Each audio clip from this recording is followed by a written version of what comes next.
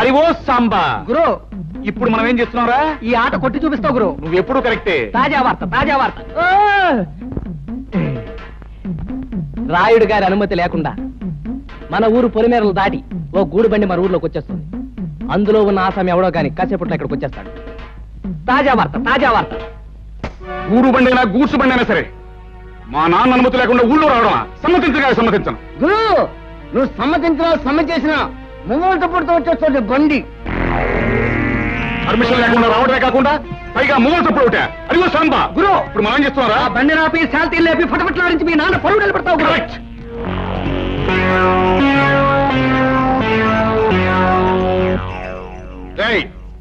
బండిలో పడుకున్న బాటుకోనాయాల పర్మిషన్ లేకుండా ఈ ఊళ్ళో కాలెడితే తలగిరిపోతుంది తెలుసా?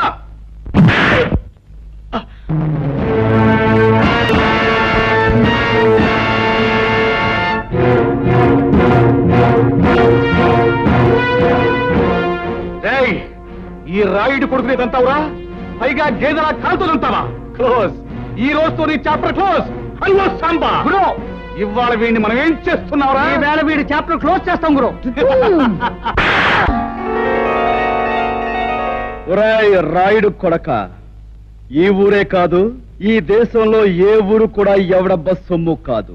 కనుక వచ్చేవారికి అనుమతులు పర్మిషన్లు అక్కర్లేదు. కానీ మా ఊరి పద్ధతి ఏ పద్ధతైనా ఈ వేళ నుంచి మారి తీరాలి. ఎందుకంటే మనం దిగాం కనుక. అరివో సాంబా గురు, ఇప్పుడు మనం ఏం చేస్తాంరా? మా గిరిబాబుని వదిలేస్తావు గురు. Not correct, not correct.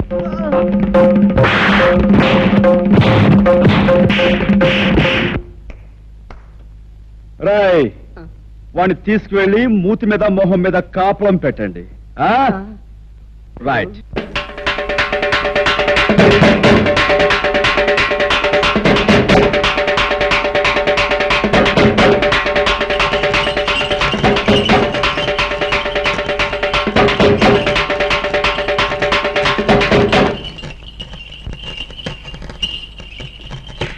మహాజనులారా, నా గ్రామ ప్రజలారా, చక్కగా చల్లగా సాగిపోతున్న మన ఊళ్ళోకి ఈ అరిగాడనేవాడు పాములాగా వచ్చి ఇషాన్ని గక్కి ఊర్ని అల్లకల్లోలం చేసేశాడు. అందుకే ఆడి చేత బాగా పొలావు తినిపించి మరీ గెంటేశాను ఊళ్ళోంచి. కానీ వెళ్ళిపోయినోడు ఆడు ఊరుకోలేదు. పగబట్టిన పావులాగా మళ్ళీ తిరుగుళ్ళోకి వచ్చాడు. మరి పచ్చినెత్తుర్ని పానకంలాగా తాగేసి ఆ రుద్రయ్య గారితో స్నేహం చేశాడు. ఇద్దరు కలిపి ఊరిని బూడిద చేసేయాలని ఓ ప్లాన్ వేసుకున్నారు. మాట్లాడమేమా లింగం? అయ్యా, హరి రుద్రయ్య ఎన్ని నేరాలు ఘోరాలు చేశారో మీ ముందు బయట పెడుతున్నాం. వీళ్ళ గురించి నిజం తెలిసాక శాస్త్ర ప్రకారం వీళ్ళని ఏం చేయాలో మీరే నిర్ణయించండి. ఏమిటి? తర్వాత వాళ్ళిద్దరూ కలిసి ఎన్ని పాపిష్టి పనులు చేశారో, ఎన్ని లుచ్చా పనులు చేశారో వాళ్ళ మాటలన్నీ కూడా ఇక్కడ ఉన్నాయి. అవి ఇప్పుడు మీకు వినిపిస్తాం.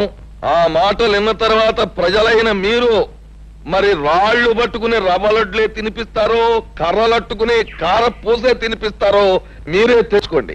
అమ్మాయి పద్మ, ఆ కనెక్షన్ లో వైర్లు జాగ్రత్తగా ఉన్నాయా? అంతా రెడీ నాన్న. పేపర్ వినిపించే ప్రతి మాట సినిమా పాటలా వీధి వీధిన మారుమోగిపోతుంది. ఇక ఆలస్యం ఎందుకు, నొక్కే.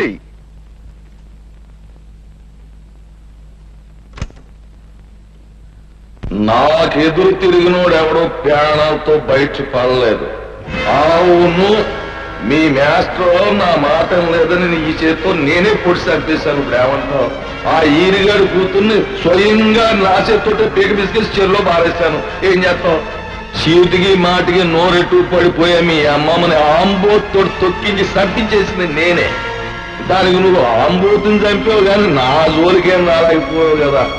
ఇక్కడ నేను నేరాలు చేసినా ఘోరాలు చేసినా న్యాయం గాని చట్టం గాని పేద గాని